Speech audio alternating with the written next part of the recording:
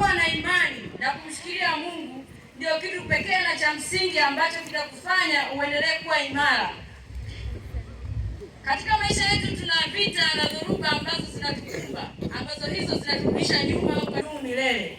Hebu tushikilie imani kwa Mungu na kuwa waaminifu hata tunapopitia nyakati ngumu, tuzidi kumshikilia Mungu. Amina. Amina. Katika Biblia ambao walikuwa na changamoto, walikumbwa na mashaka na dhoruba, lakini bado yako pale kwa ajili ya kutufunza sisi. Sasa katika lesoni ya pindo la vazi la Yesu na sio kumgusa Yesu mwenyewe.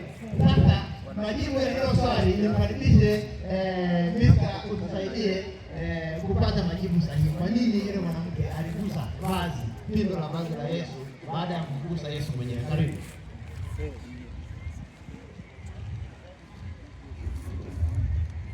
Mwanamke ambaye aliumwa ndani ya miaka 12 kwenye eneo lao akasema kwa sababu naumwa, nitafanya juhudi kubwa ili niweze kumfikia huyo mtu wa Galilaya. Akaamua kumgusa Yesu Kristo pindo la vazi lake, na akasema kuwa nitakapogusa pindo la vazi lake basi mimi nitapona. Kwa hiyo huyu mama kilichomfanya yeye apone ni amini au msemeni imani. Haleluya. Kwa imani ndio inafanya huyu mama aweze kupona, kwa sababu vitendo vinavyofanywa na wenzake. Yaani unaweza ukakuta wewe ulikuwa mstaarabu sana, ulikuwa huongei,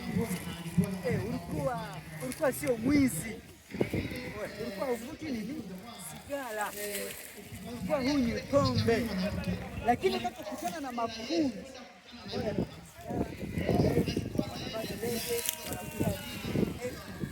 wewe unashawishika kuanza kufanya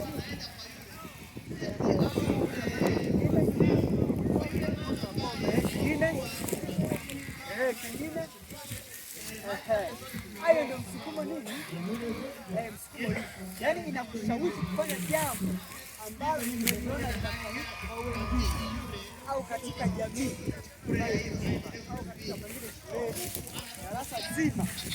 Wewe ni katika mwendelezo tumeona tumerejelea vitu vingi sasa.